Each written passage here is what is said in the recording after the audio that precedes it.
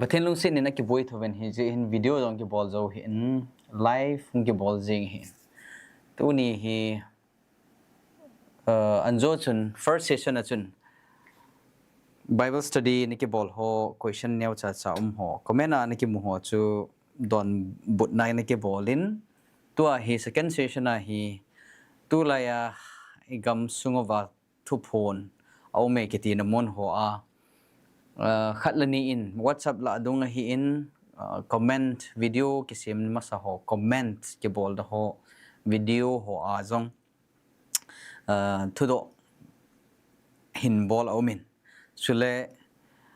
ปะทินทูกิฮิลนะ doctrine จงจังทูหัวจงขัดละนี่ questionable statement ตั้มตาเอามินไอ้ที่จะน่า sensitive ตาทูใส่ดิ่งกันโน้มปอยนะจีจู่กำสุงเฮ is in a state of very sensitive time till พะโลตั้มตาจงสวยอินเดี๋ยวโลตา till ตั้มตาจงสวยอินเฮจงเล่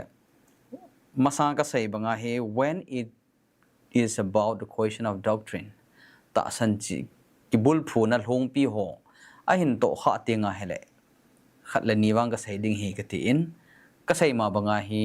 วิดีโอเฮก็ซิมตะปอยเฮจงเล่ตัวฮีคอมเมนต์นั่นแหละขัดเลนีโฟนคอลเล่WhatsApp message หัวหุงกิดงหัวฮีขัดเลนีก็เห็นโดนบทนูเมน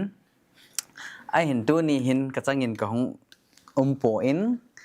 ประกายทัศปู evangelist ปูตัวกับหงมินอามาตัวเห็นพัดสมขัด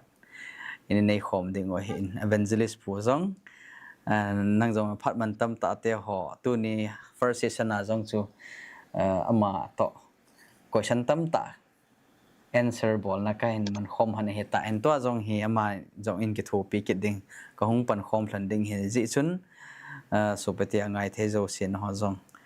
ลุงลุดเต็นเห็นเววินลังไอเทียละจีไลฟ์สตรีมจงเฮียแชร์เห็นบอลลังขัดเลยนี้อภัดชมปีเทดิ่งหัวกวนนะไอละว่าแหละquestion ดงนุ่มวิดีโอก็บอลมาสัตหัวไอที่หาลุงไทยโลไอละว่าแหละเฮ็ด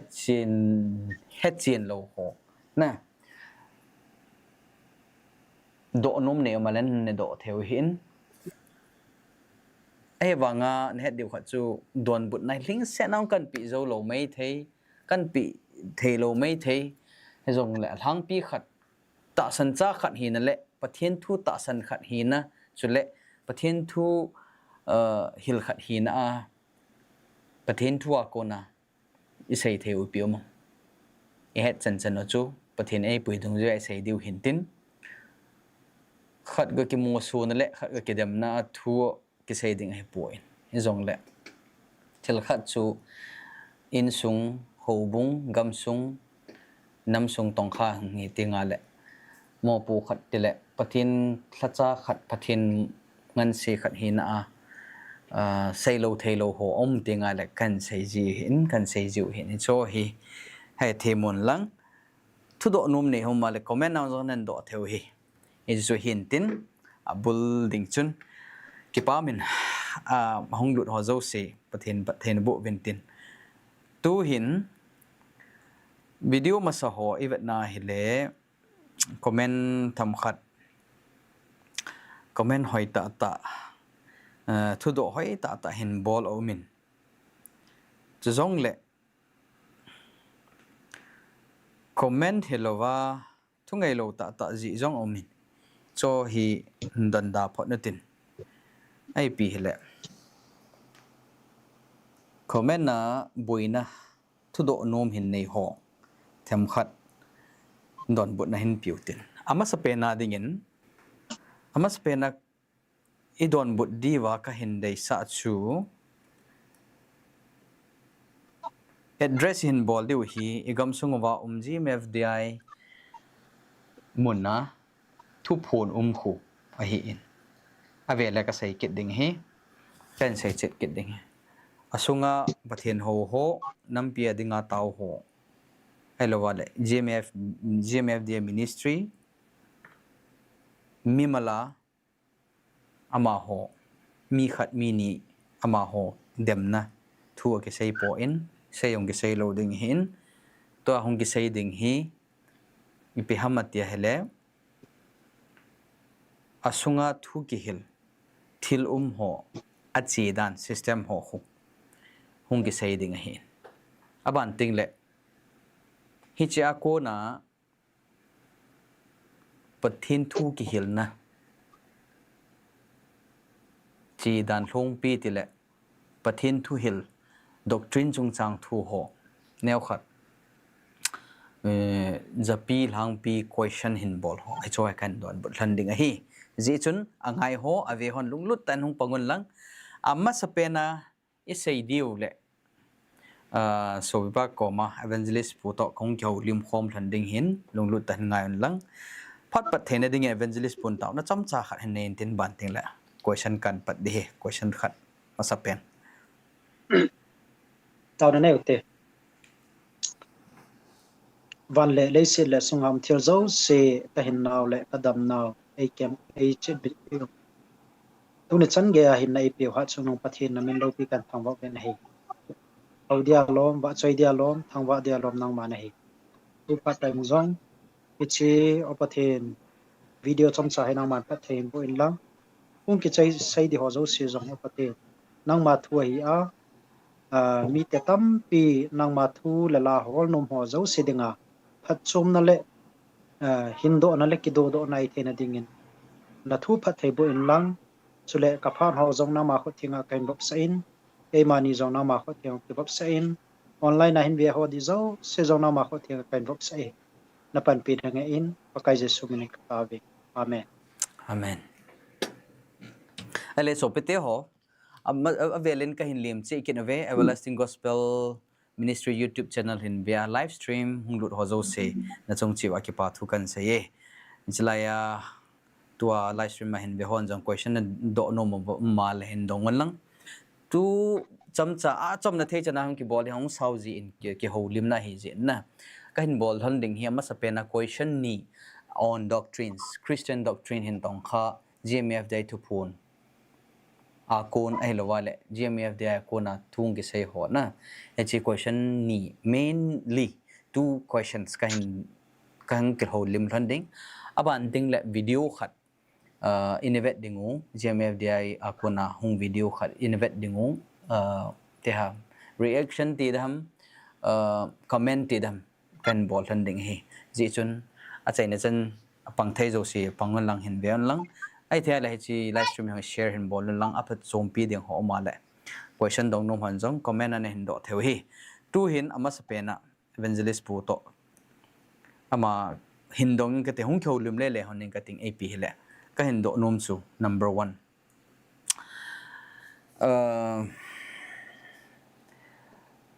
GMF dai founder nu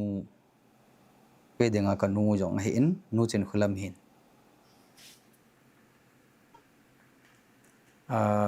okay chom khatla video khatna an seina achun hitina seina hi video chu kevet sa thai le phale ding hine ap chuile pathin hi pathin thum hovin ai lo wale pathin thum umin na sai uve na hilove atina ka za khai ichu chu pi se ham tele tu laya ga se dinga Christian doctrine ta sanna china long pi khatna chu pham tele Trinity ativen Trinity chu it's just theological words or term tetaute na Trinity in triune God tidinga tele the unity of the three persons na of the Godhead hi hi chi chung sang thu comment an bola heni tin sei nei amana sei na chun apa jong apa chapa jong thagau theng jong mi thum pathian thum na tivin ki ho se na ai le amanan sei be na chun hi tin sei in amana explainable na chun pathian chu mi khat hi in mi thum hi poi pathian chu mi khat hi in khang lui le old testament khang lai chu apa hi in chi pathian khat apa chu hung ki khela chapa khanga chu chapa hung ki so in other words kind of transformation or incarnation na hung ke khela achapa hung hia achapa hung hi zawa tua hi achapa khang ke chei cheya thagau thing khang hi phan thagau thinga chu pathian mi khan hi ama ho chu he is just transforming into the son or the spirit he chu hi ama sai dum zu ya chu he chu in vat na hele koi ho thu hil ham ti hele lang pia ga sai dinga chu oneness na oneness to heal hi oneness to heal oneness ti ta lo ben jong tu like popular Christian mainstream ho in jong apom dan khan hi bitiam tele mi hamin jong aseya le swei asei bui loi jong min na lang khana oneness ta san hon oneness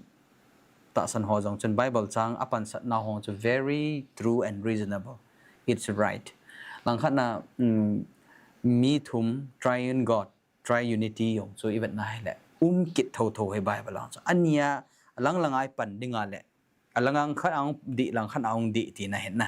ama wang hi te ni chu iti reconcile hem iti ni chu puzzle tabanga chu i to khoma le iti ki het them thei dam ti cho hang pe in sei nom thlan hen he ka hen sei nom thlan hin aban ting le sei ba wang chu mainline Christian ho mainstream Christian ho hi pitiam te la tu lai hi event na hele apa khanga chu apa acha khanga chu acha oma lagau thing khanga lagau to hi lagau thing khang dan lagau thing a ome hi mi khat bo hi he transform elo reincarnate tiram na ichi hung ki khel hi hi bible itabang bible ni biti sayam chi evangelist pu in phat cham khat hin mangin lang aban ting le biblical account na kuna what does it say about oneness what does it say about the triune unity na the triune god triunity yong chu anjole hin kheu dim pi na hetin nalungel hi chi comment akun nulam thu se akun ho chu ipina lungel omam e ho chin long pi tu la ya Christian sungwa he nalungel ne khan in sayo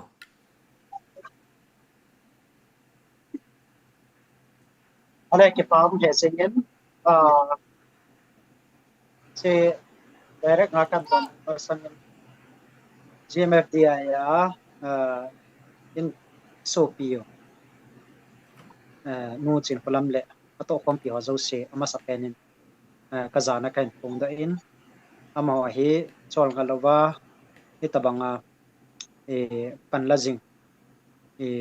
khat ministry cha hivin jeng jong le ichwa hem bi him theology mudan le ngai dan hi akibangji po in ije achu ita sanna mi tampi ta sanna ui khel thei ong ting le cho hi defend lo thei chu a hi ji po na hi to kel hon sun tunia jong hi ai ho Christian Protestant ho hin Trinity ti hi pamu ve na hi chi Trinity pamdan hi mi za chum mi abang hin Trinity hi ipiha he thim lo tam pi movin hobung era pamdan ho he thim thailo tam pi jong hi yum ta ba ve na hi ya chu i sei wa le pathin hi tu ai hon Protestant lai UPC hoi dem ba ma ho atam zo hi UPC ta san ta bang ko hi bo na hi Trinity pamdan a hin la i he thim diu chui pi mi tile pa to cha pa to lagau thing thu hi it's a mystery a hin hi jeng jong la Bible pom pi hoi tai va tingai le le khabu khat bo se hello apom pia hoi tai va tu tingai hi la hoi tai va chiu cha tingai le pathin hi thu mom mo bong e ti hi akin pe na hi pathin chu mi thu ma hi in person three beings mi thu mom mong om ben chu apa acha lagau thing in he be na hi mi ji cho thum chu hi cho thum chu apha zo sia hin na tong ko ma hi ve ti hi mu te no he Old Testament pha na cho pa bo se na to hello New Testament pha na Jesu hung pha sung se sia chu Jesu chapa pha na chapa na to hello so le Pentecost apa na cho lagau thingin na to hello be abon sa ke wa ki thu jing he ve ti he ma sa pen highlight ka bor no he ni so le abang hin tu lai tam zo ne pom hi tu a zo wa comment ang ki sei tabang in pa khang cha pa khang lagau thing khang in ho mo ve chi chu koi pam dan ha mi tia hi le oneness of pam dan hi ta na hi trinity hi ta po in oneness of chun pa khang a chu pa ki pi in cha pa khang a chun cha pa in hong in chule lagau thing a chun lagau thing in hi atin hi a hin la ai chi chu sei ding a hi le chi doctrine thu ta hi doctrine thu ta hi je chun hoi ta bible hi va na hi le leiset ki sim til tila jong hi vele chun genesis bung khat chang ni na lang i va na hi le abon cha ke wa kin wolf now leiset ki sim til leiset ki sim ding chung chang a jong hi abon cha ke kin vol na aki mo na hi e chun pa pathin chu a plan pu da ina pangin a hin la hi chi jesu christa chu hi che leiset ki sim na ding a hen ama a tha tu da ina pangin hi ema zo si ama hin design a bola atha pu do a itabanga cha action in pu do tu in apangin chule lagau thing jong chu achunga alam leng le kin a akimuna hi iti hi ji chun amo hi old testament apana hin va no wale aki khan the po bina hi chule musi phalai ho jong va na hi le burning bush mo bin it's burning bush a jong chu koi ma chadang hi lovin hi chi jesu christa ma cha pa ma cha hi na hi before abraham was I tin Abraham masang ajong chu ka hitai tin Abraham masang pe ajong chu ka velel chun Jesu Christ ajong chu ama ajong chu anake function jing hitana hi a hi wanga hi chu hon pa a het wang pa atam zo hi velel chun leisit affairs a hung ke function hi leisit affairs a hung ke function hi pa kai Jesu Christ a hi chu imu thei ve na hi John bung zon bung khat langa chui va nai la chang khana pa chang thum chang som la di lang chui va nai le jesu chu thu ti na sei na hi it is a thu chu ati la uma hi atin na it is thu chu in other words jesus ti na hi it is the son ti na hi achapa ti na hi it is thu chu achapa hi na achapa chu leisit ki sim ti la pa na hung jinga it is chu azo zo na ta sa phia hung hi it is chu ni pi sai na mi ti le pakai jesu chu ama chu chapa jong chu pa khang iti wa old testament khanga jong chon ama jong chu ipi ha apin nai lo wanga chu ama chu active hi jing ke nahi active hi jing ken pa jong active min chapa jong active min thagau thing jong chu active jing obin ni tabang chon ama ho hi ipi ji a khat hi wa mitia hi le membal thum chu iti khat hi wa mitia hi le ama ho hi anambalo wa ki sei hi po in amo in terms of unity akipum khat na zo wai one hi hi pa hi sei do no mo ben hi ama ho chu mi chum chum hi ven pa chu chapa hi thailo chapa chu pa hi thailo lagau thing jong chu pa jong hi thailo chapa jong hi thailo hi ya chu abon cha ke wa chu separate being independent being hi ven it chu ai wanga ipizia khat ni hu ham ita hi ama ho chu pathin God that's unity hey it's a unity now chu chule amo hi a plano anato a character a thilgon ho zo sia hi thakhat a hi ve nei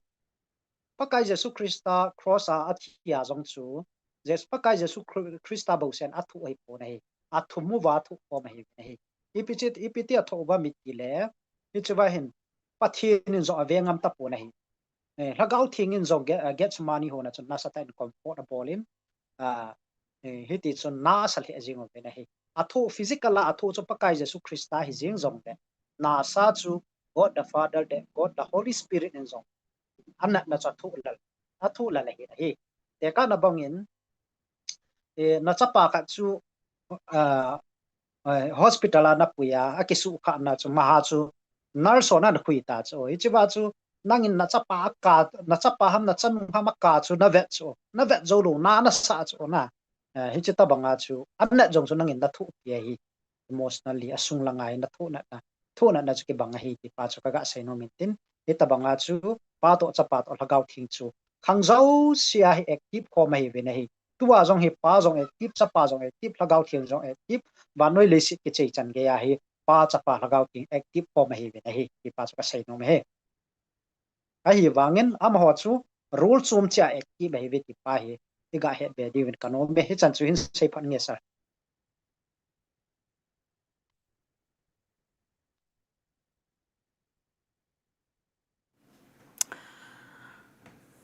hele ki pam le zengin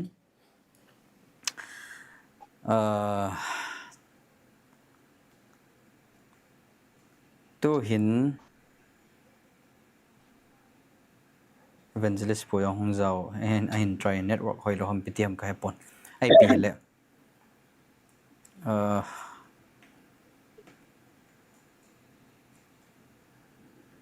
okay hanjoi se bong ba chu evangelist pon hang pi khat chu an se na han se ma ma se banga chu e ho ki hildan I ta sandana chu apa khanga apa acha khanga acha ai wanga amho chu khat mi khat a hin ama chu ung ki hildan ni ki hilovin he chi hi nang ngai dan le nang mu dana hi biblical na hitabanga bible ki sei kha hitabang hi idea hi bible umam nang ma gel dana ke chu hindon bu no evangelist jang boy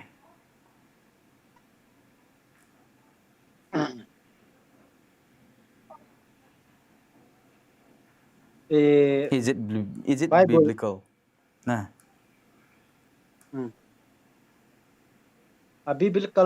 biblical lo dan chu azo wai se hang pi cha hin first is it biblical chu hindon bu no chiwang chu a theng ba na sai dinga chu biblical lo hi ipija biblical lo ham ya hile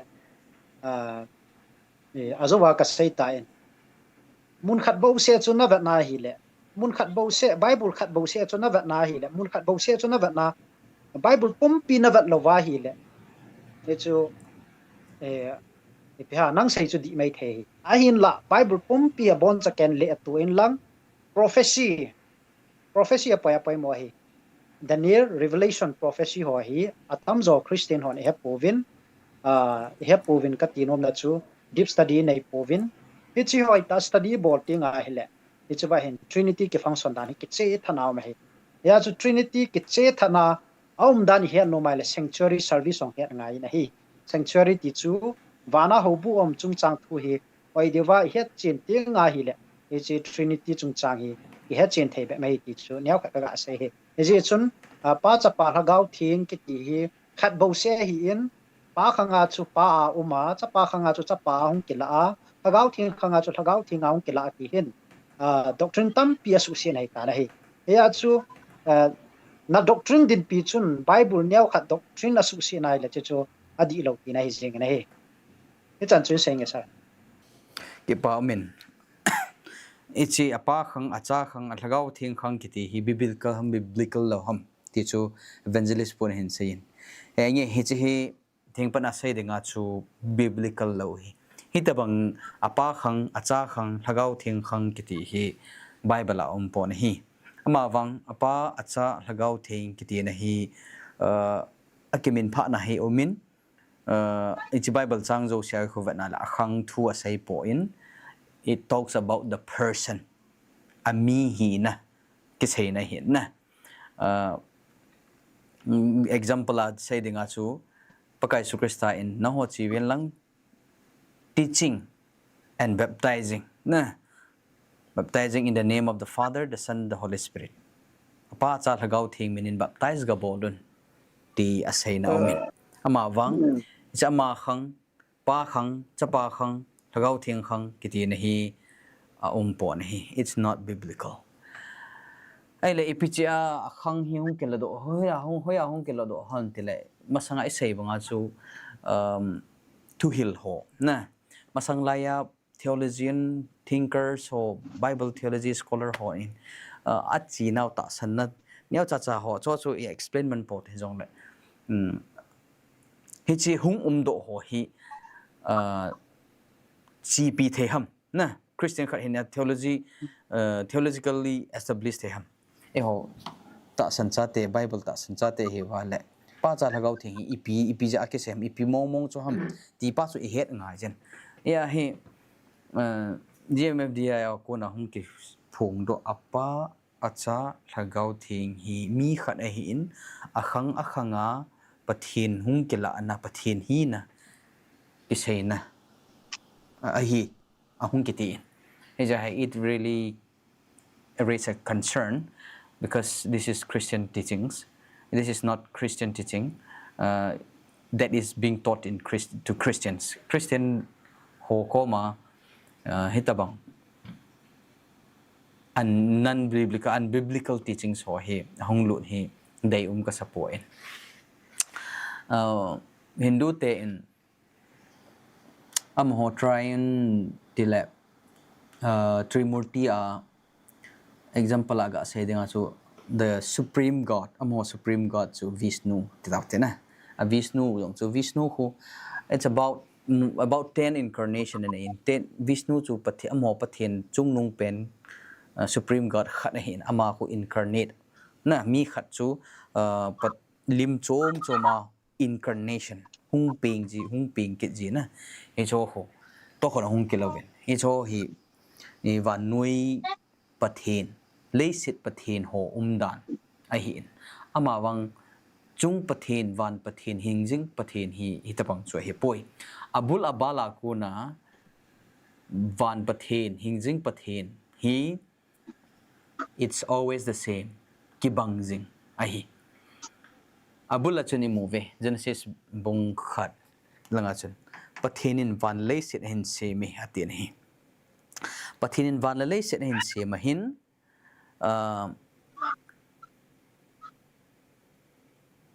Genesis bung khat chang thum lang ho simale lagau thing tui pi chung muthim chung achuna lung alam leng le akitin hi lagau thing o min ele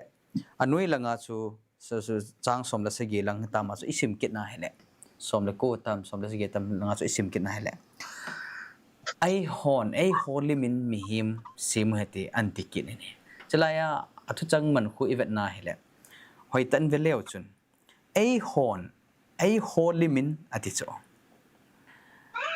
ai hon limin atia ho mi ni hele ai ni limin ati de achang se hele keiman limin ati de ati kit lo cho na ati lo cho hita chu sei lo cho ai le kon khat some sect of Christianity ti taute kon khat loi chun vantil ho hinte ati kit na cho ai le vantil ho hi le vantil ho chu pathin lima ki sim lo he na pathin lima nei lo kitile but hi na status chu ki bang lo he cho hi chu pathinin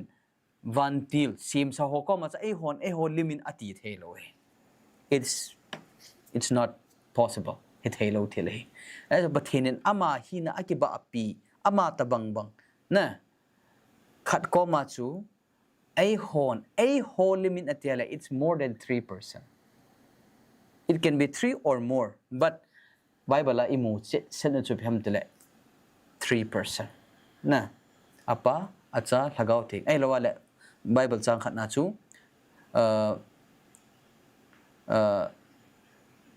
God Father Word Spirit na apa athu pathin thu the word and spirit lagau thing lagau is so intention ke sen mun khat achun God head jong kiti na sap pawa cha hi chu hi in tu hin Bible la pathin khat a hi kiti na Bible chang ho hi them khat abon sen sei zo hi jong le han na evangelist pu koma katip na nom chu ai thele Bible chang khat lani cha he jong le ite sei dam pathin hi khat a hi kiti na mom Bible chang them khat hi ga veu tin aban le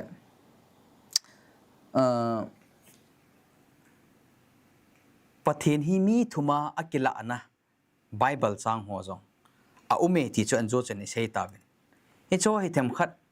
ga ave chi no hitin ipija khat na ke la ham khat na ke sei ham na ipija pathini khat a hi ti ham ti to ipija athum ham ai lawale hi chi te ni hi sai lang khat la ta ki dal ki ta to sa ding ai lo le ep ham I je pa hi in sei masanga hi Bible chang them khat ane simu hitin evangelist pu in Bible chang khat ani na pi nom ma la hin pin lang zo ting la kin jong mi thum ho ke la na Bible chang them khat chu hin seming kate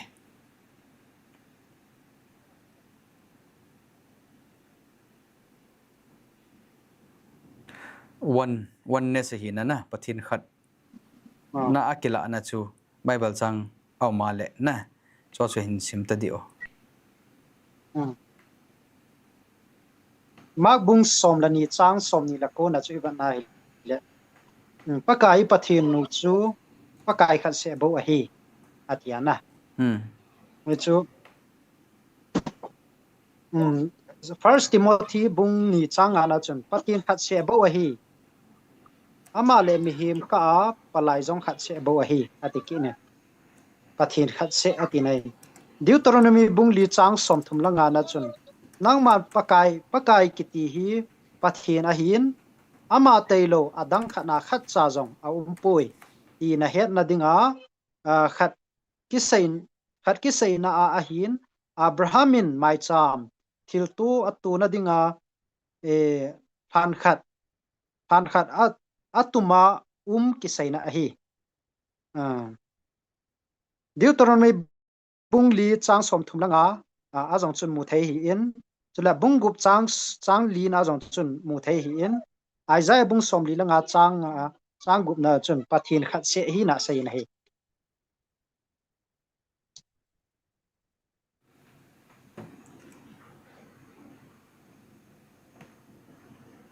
hele ki pa min kin kan sim do ding hi pathin hi na tile God had Father Son Spirit ki muna Bible chang them khat ga sim le Matthew bung som ni le get chang som le ko achun pathin in the Great Commission api achun pa chal gau themin in baptize bolun ati ne hi Second Corinth bung som le thum chang som le lin na achun Second Corinth bung thum chang som le lina achun bung som le thum chang som le lina achun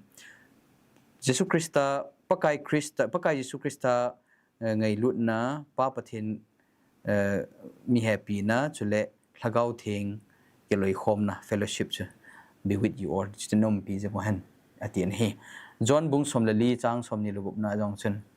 lagau thing helper na ki thopi do na lagau thing pa a ko na hung ki sol ke ma mina atien he Jesus Christa na amo mi thum ki se na omin Jesus Christ baptize sa chana yong chun hagau thing ba khu bangin hongin chunga pathena hung hamin ka chapadai ta hi achunga kalung lei te nge a hin ti in anuya chun pakai Jesus Christ chapa so adingin hi tuila chun ele FSC bung li chang li langa chang li chang apat chang li apat gup chan chwe sema hele one Spirit, one Lord, one faith, one baptism, one God, and Father of all. Atikin na. Ay cho chu agimo in. John bung som langa chong som ni lugup na chun. Lagaw thing to tip chung chang thu asai kin na chun. Hamun sa lagaw tin ki thopi diu jo hung tin the helper comes hung tinga hele from the Father pathin do akun the Spirit of truth kitipa na. He will bear witness about me who is the Son na ayin tikinin First Peter bung khat chang ni langong chun foreknowledge of God, the sanctification of spirit, and obedience to Christ amo hi itin umin afisi lang khanang che na hele kasay banga chu Father, Word, Spirit banting le hi chu God had akitina umin na hi chu hi Bible chang tam ta jong umin na alhang pia them khat sim do chu iti chu hin tin ai le hi chia mi kon khanin question a hin do chu bi ham tele apa acha lagau thing hi pathin ham pathin thum ham pathin khat ham that's a Bible na question lean ta khat chu pai mo ta khat chu apa acha lagau thing chu a hi a hele ปะเทียนขัดห้ำปะเทียนทุ่มห้ำนี่ตาโจมีบุยนะโจนะวันเนี้ยสอบบุยนะโจที่มันมาสังอานัสตาปะเทียนทุก็โหละ oneness how to say le trinitarian how to say ka ngai so ke a jong alang langa bible chang a quote ho di so ke bible a kon he tho pathin thu bible a hi chi na di so ke a hi le hi chi te ni hi ipiti ka hin them thayam atia he le hi chu ke man hin share ta ding ka ting na evangelist pu azo ting le nang ma jong phat hin peng ka ting tu nia elawa evangelist thang boy ong zawet ama jong phat kan pi den zo le ani ki ging in tin ama satadi in sei ma bang chun kai man kan hold dan la kan het thim dan about oneness and trinity hi chi chung chang hin sei te ding ka ting aji chu ilawa question one very big question ong hetan adi dia gmfda thu phon na akona khatlani adi alam kai lubu lang hon hi chung chang thu en sei wa hin mi pi tam ta question hong do tan heja chu bible chang alang ni nya a dan chu evangelist pu to ke ma kan sim he tu hin pathin hi mi thum he cho chu pathin thum ki tiam alo pathin khat ham bible chu kita to hong ki lo tan ama wang akita to contradict ima cha poi he thin hin sei nge pathian lagau thing pi vintin I het thiam thein ding ovin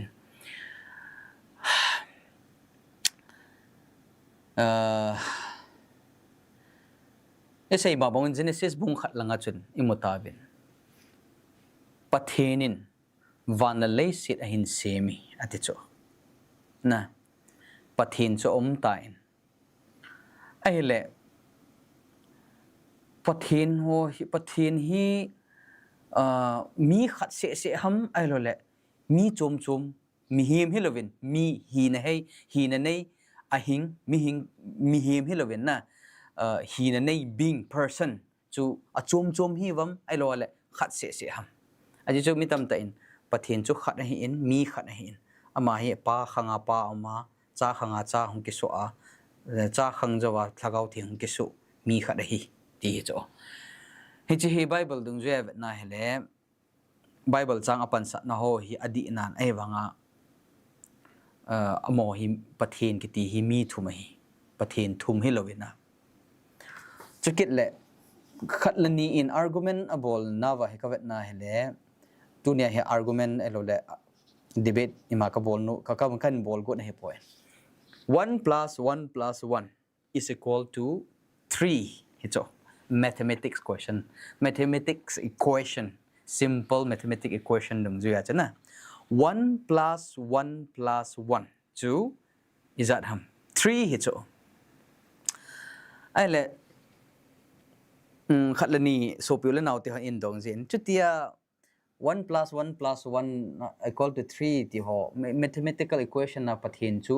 ita in kai su dinga hele what about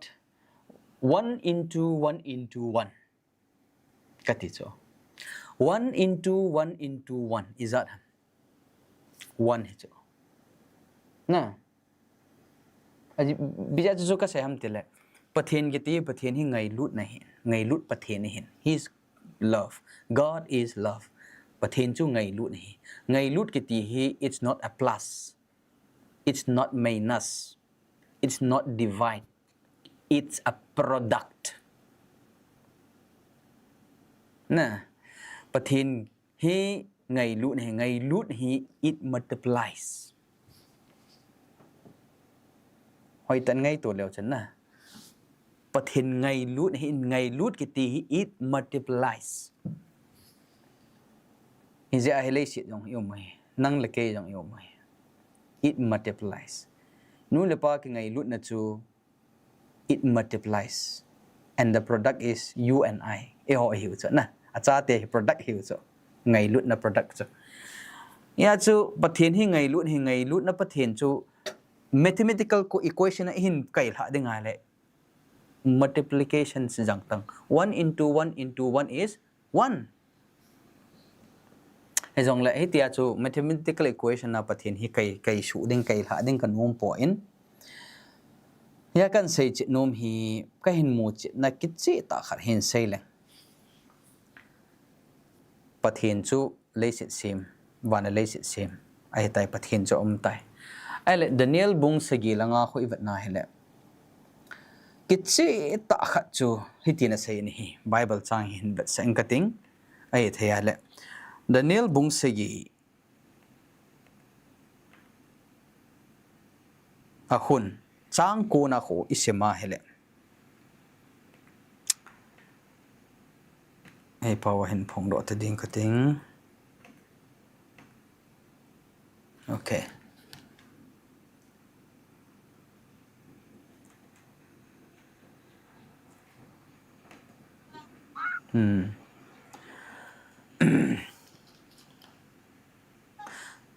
chang ko na pa na hin ga sim le hen ke man lalto na ho tun do a ma chule khang lui lai ja pat na khang lui lai ya pat na pe pa hi chi sa pawa chu ancient of days akiti khang lui lai ya pa na pa chu koi ham te la pathin chu hin avan bu bang bang atin he cha chun pathin omin ipi umamatia hele anui la chu sima hele ama lalto na chu mei ko diu jesu chule akang kol ho jong chu mei al ta to abangin a hi amai hoya tom ichi khang lui lai pe apa na pe pa ancient of days chu hoya mam lalto na chu na tovin hati chu na atovin laldo na chu yam ham tile wana mi pa pathin chu laldo na wana atove ti na hi ele anui chu ga su sima hele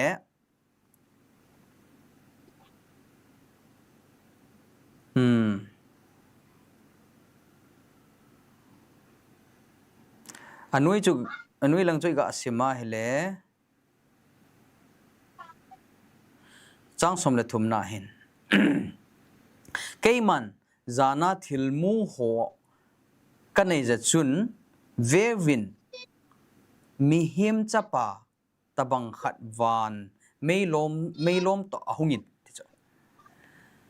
meilom to hungji meilom to kiwop jingji tide meiloma hungji chu koi ham mihim chapa chu hi echi gospel ki thupa ki sot na ho ang hi su ke mihim chapa tia ki ko chu koi ham tele pakai su krista chu hin pakai su krista van lelei kop tua achi tinga hele meilomin atomin achi jin hi akal to ayong chen imovin na account chu ex bung iza tama jong se imovin le ila happy sem chule khanglui lai ya patna pe pa pathi ni chon jo ki mu chana khanglui lai ya patna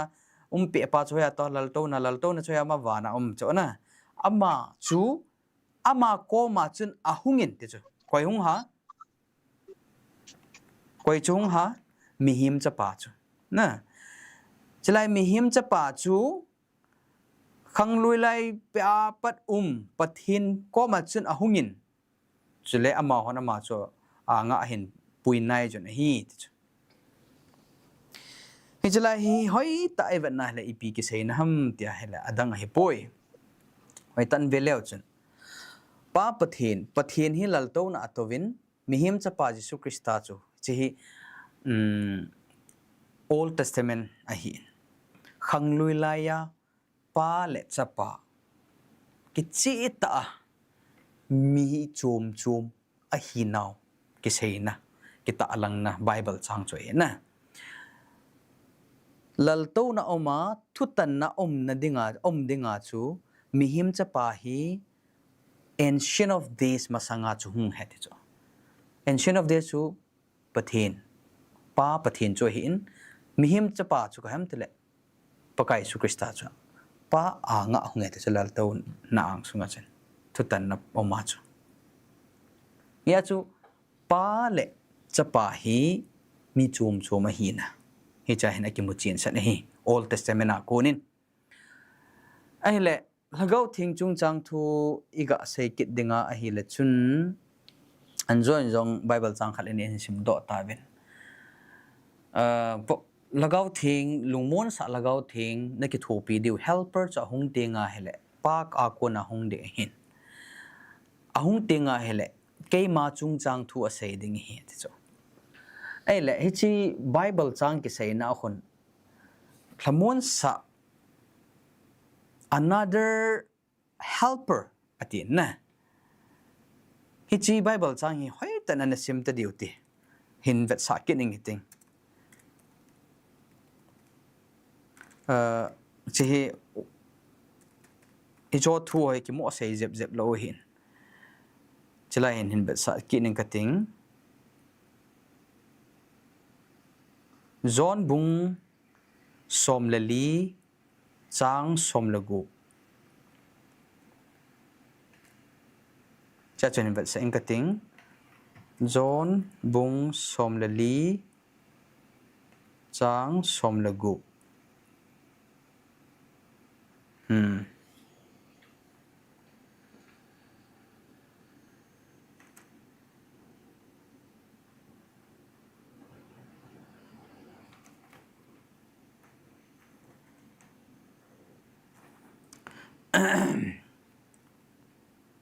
เห็นแบบสิ่งโอ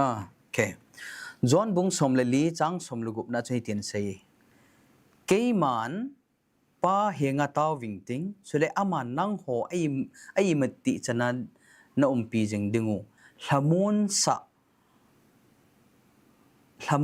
ะอัดซูมดังขัดอดิชนะ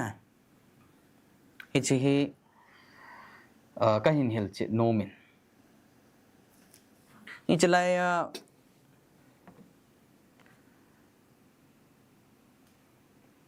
ทุจังกิจังละมุนสะอัดซูมดังขัดกิตีทุจังฮีกรีกงาคุยแบบน่าเฮเลอัดซูมดังขัดกิตีนะ another English sa pawa so another kiti hin another kiti ke mang thu chang khu iwet tinga hele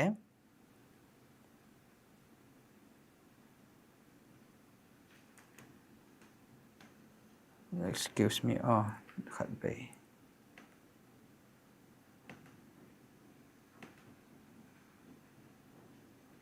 okay hai okay ale hamun sa achom dang khat ati hu hoi ta na veleu chun Bible student hoin Greek pau wa ki say hamun sa achom dang another the word another ho ana veleu chun it tells something deeper hagau hamun sa ki ti chul hagau thing a sei na hin Muhammad a sei na hi po in ai lawale ko hem khat dang a sei na hi po in na Lamun sa lagaw ting kiti achom dang khati thu chang khu event na Greek pawa hi another kiti thu chang achom dang kiti thu chang khu thu chang nium cho he chi thu chang ni khu hin explain leng ai pawa jong chu thil khat chu achom dang khat tia hele te ka na banga gamsa ga ate ka ote gancha ka vol no mai etia hele mi khat to chun ui cha hen cho hen lang nang chun ui cha na mu da na thei da me the cho gancha chom dang khat nei pe taw tele a chom dang another khat heta cho gancha hiya ewa ui cha helo a chom jong he the bo cha jong he the bong jong he the na sakol jong he the amdan cho gancha ti tingale in chu hin another kiza ana thu chang khat another of different kinds na adang khat zat chum khat adang tin he cho ai pawa ga le ding ale cho another of different kind ati cho ai le he chi another of different kind chu hi ja hi aza alo cho another of the same kind kichi thu chang khu aza cho ichu pi sen ham tile lamon sa lagaw ting chu ama tabang bang another of the same kind pathin hi na nei ama tabang bang achum it's another diting ale kon khat tabang chu ui cha ka dai en te ale ui cha nan do pi ale chu ka dai poi local ui cha kin breed ui cha ka dai ti me the chu it's another of the same kind chu na ya chu pakai su krista in lamon sa lagaw ting kain sol pi ding hi another comforter amho sei juite dengal amho lungmon na lamon na chu pakai su krista chu na pathin lim la mel kila na pathin mel amu thei naw a het thei naw chu mi him cha pa chu chu ta sa pheng su pa chu ele ama chi ting ta ji a chu mo ai lung thlawa ai wanga pakai su krista amho lung lamon na chu piam tele no ho lung la hi win cái chi ha phai aji chu I will send another helper another comforter another of the same kind cái tabang bang hi nan nei pathin hi nan nei na adang khat kain sol le hi ati chu ya chu lagaw thing lamon sa lagaw thing hi pathina hi in Jesus Christa hi po in pa pathin jong choi hi poi that means he's another person ama hi achum a hi ti chu imu thei ven hi ya chu pathen omin pa pathen anga chun thutan na oma chun mi him chapa ama sanga ahung ya ti chu ya chama pa le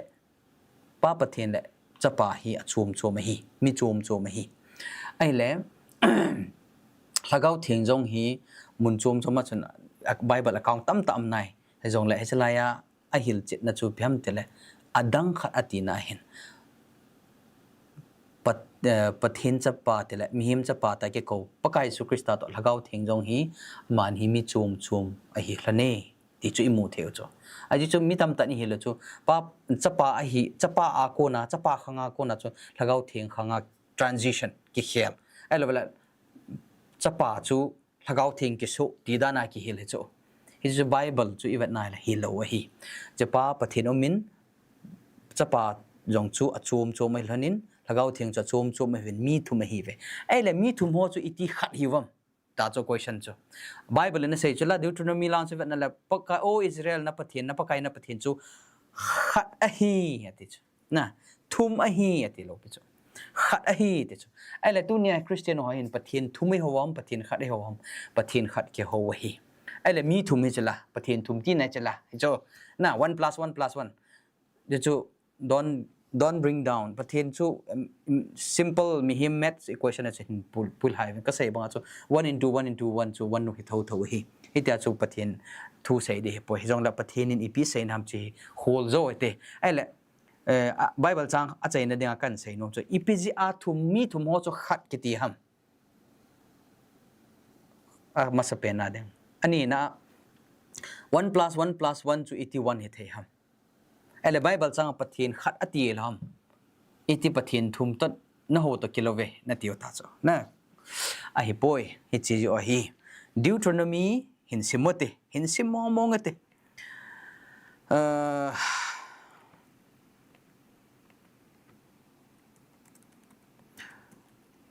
deuteronomy bung izat tai evangelist pu nen ge thopio ka ga haya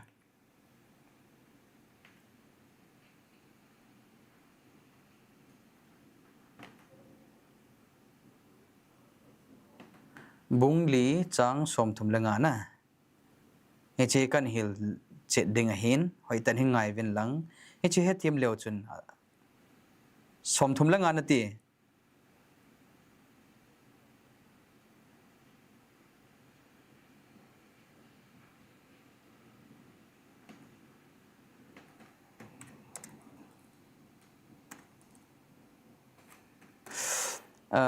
Deuteronomy bungu chang li na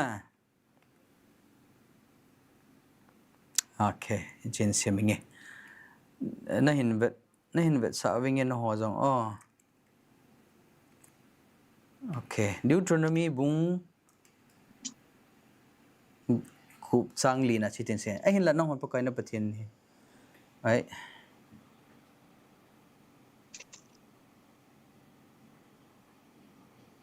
ngayin vo Israel pakai ipathin hi pakai khat se bo hi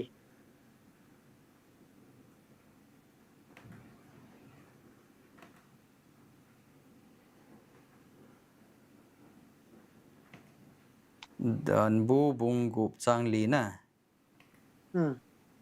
okay ngai jin vo Israel pakai na pathin nu chu pakai khat se a hi pathin khat a hi ati pon pakai khat a hi ati pakai na pathin nu chu pakai khat se a hi the Lord your God English power chui piti se ya Hear, O Israel, the Lord our God, the Lord is one. Pakai khat ahi atin hi. Pakai khat patin khat so ke bange ti taute. Athu mandan chu. Ai le hislaya hi ka sei chi nom chu pham ta le khat kiti hi. How can you say 1 + 1 + 1 is 1? 3 hi lo dam ti lungboi na nei ho le question bol ho ko ma ka sei nom chu bible khat kiti hi Hebrew te lekhabu hi vet na hele alphabet no ko 1 I mean number aza now zo min a hin la hechlaya the Lord is one pakai khat a hi ati hi ikhat ta ki jang number 1 hu ham a helowal ipiham ti hi kan sei chi nai le neu khat nong na lungun na wa de hi itam ta buina chu 1 + 1 + 1 = 3 ai lo 1 chi chu hi po in ka sei kit tan ave vela ka sei ji chu pham ta le ave vela ki sei lo wa le e thei ji po win na ave vela ki sei ti ngai le ke he thiam thei ji ki ching dan thei ji kan fel sei ji kai oza khat kan hi ja hi ave vela ka sei ji he thiam win la chapang ne sa nan ti ji win ti hi win la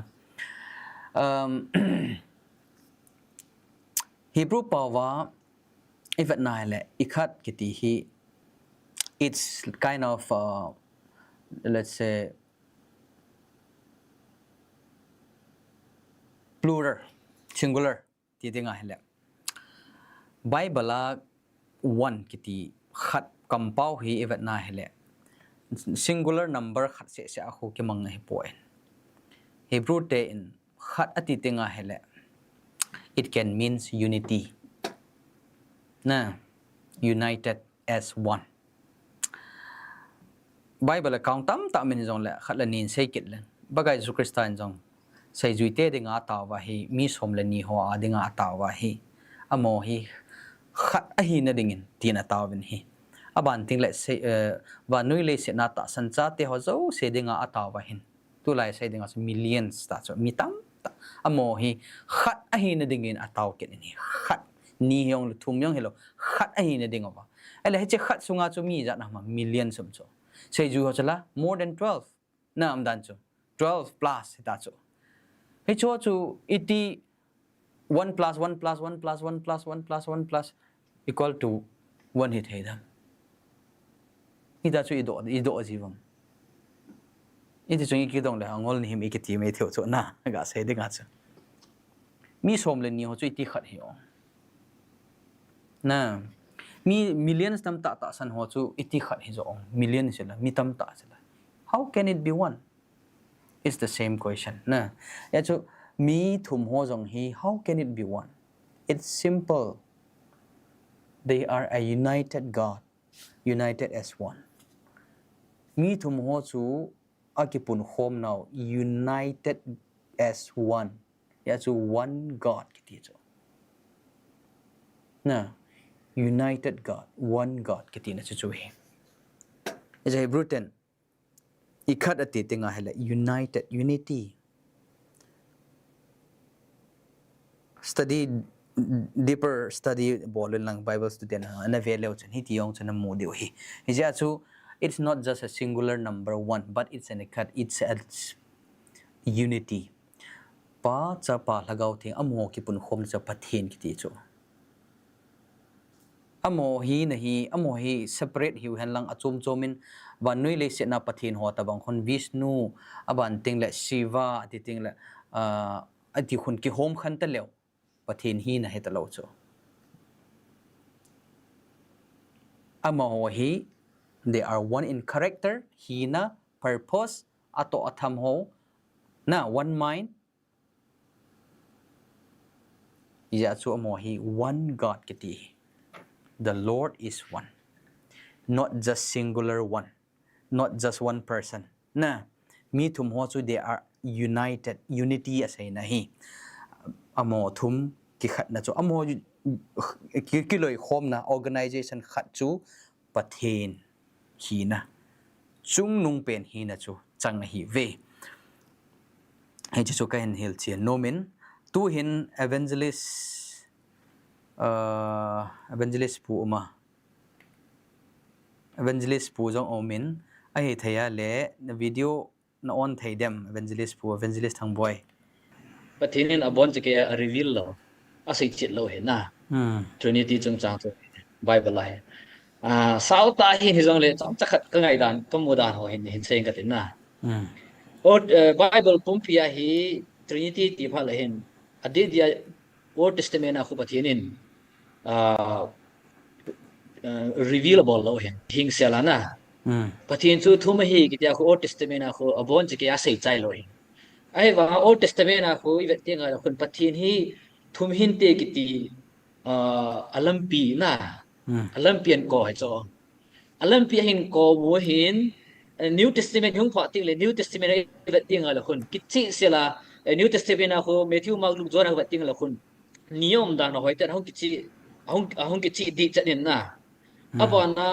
source a hole khu ji tinga la khun thum ai ki ti khun nasata hung kichi mo mo hin here so hi progressive through the kitin thu khat bulla ki sei chu aban bana pathin in neu cha cha ta an ko mo to an ai za an sa an suliti na he here so hi Bible Old Testament na ko Jews te lunggel ngai tu na yang se bet yang pathin chu khat he ati jeng hin ai wa hi chu pathin in khat kitipa ko unexpand in den I ho het thing as New Testament hang ki chi hi chu ga se ki hin tin chilai ken khat example ka vet kaga share nom chahile khat bei kine hin ta to in lang na Isaiah chapter 9 Isaiah bung ko tang gup na ko khabe ga be khom la Isaiah is that not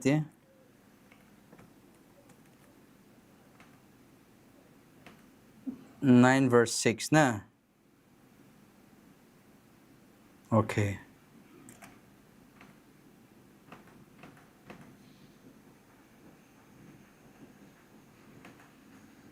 Elijah hi chi Christmas nai le kipian na in sim ziu hin na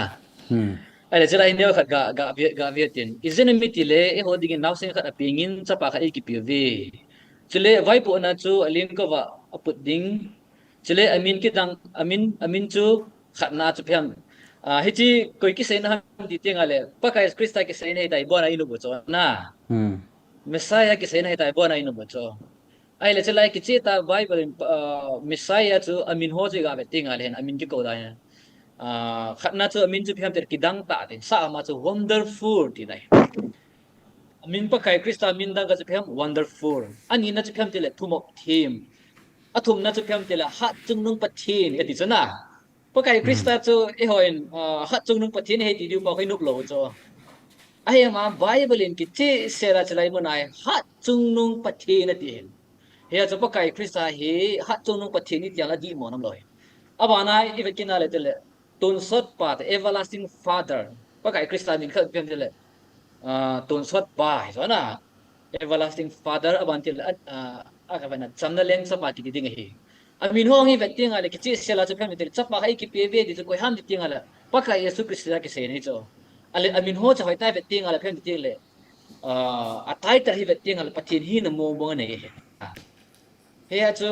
pa God the Father pa pathin jong pathin na hi God the Son paka Yesu Krista jong pathin na hi hi chalai min ho veting al nei ki chi sela New Testament nào cho cái chế sẽ là cái Christa hi bắt thiên hi mo cái dia cho proof of hin abana cho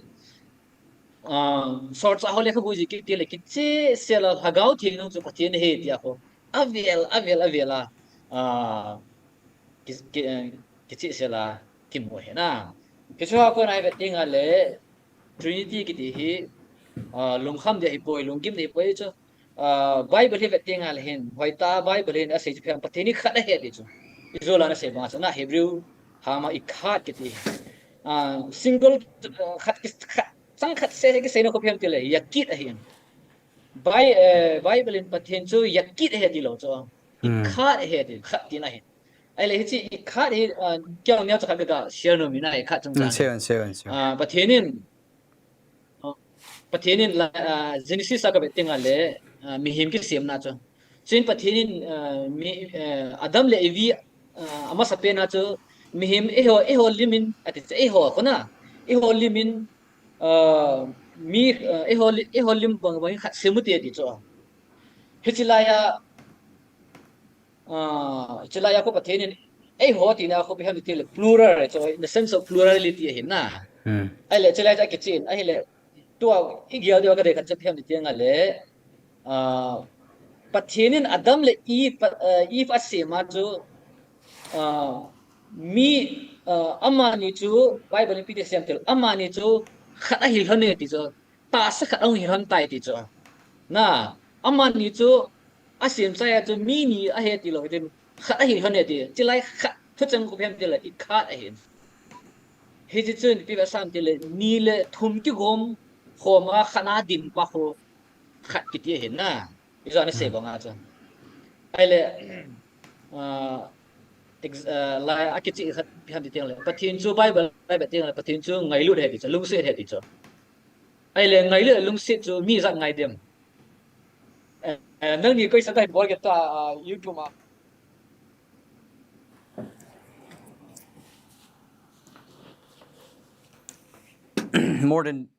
more than 2% na mini sa tam zo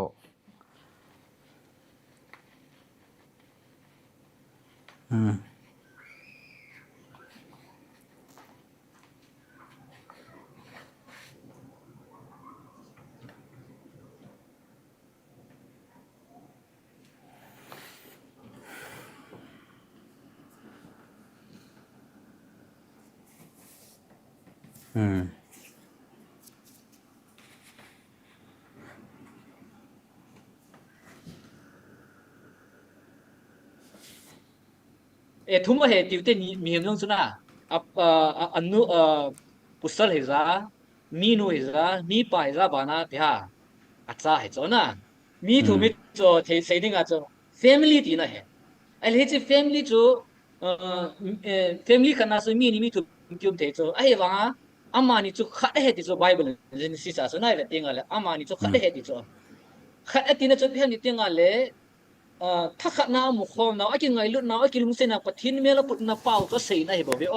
ที่จะไล่ numerically ขณะนี้ทุ่มตากิสิมนาเป้าจะเสียนะเลยถ้าขณะมุขนาเป้าจะเสียนะเฮียจะ Old Testament แต่ New Testament นะ Trinity ที่พอเลยปะทินที่ทุ่มขณะปะทินทุ่มขจะกินนั่นที่ถึงอะไรปะทินจูทุ่มมาเห็นนะเห็นบ่หมดจะขณะมุขมาเห็นให้จ้ะอลุงเกลูจานะบางไว้เสียบ่อลุงเกลูอัตโตกูนะทิลโบลูไอ้น่ะชอโซเสียจูถ้าขัดจะนั่นอยู่คมเสียว่าจะขัดกิจเห็นสุงาวางจะหมดจะทุ่มหิเวที่จะไบเบิลกิจตันเอฮิลเจนวินดังเสียที่ตามจังเลยฮิตเจนจุนแค่มา introductory เสียตัดดินกันดินนะก็เก็บไว้เลย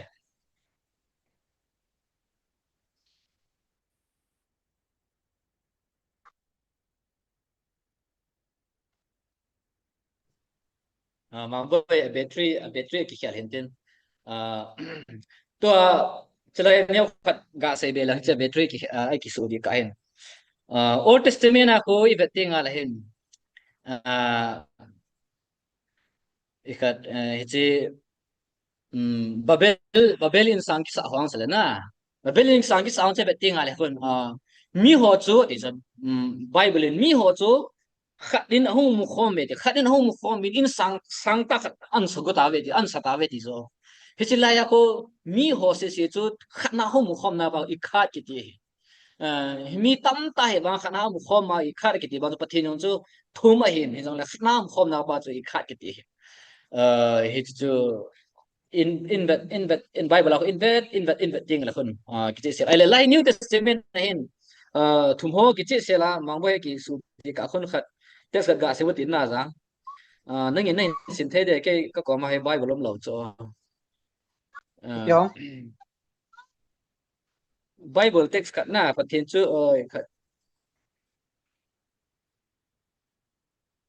chala ya New Testament na Bible cha kha in simo jang la ya bung chang si second Corinth bung som thum chang som li na hina second Corinth bung som thum chang som li na hi khat be simo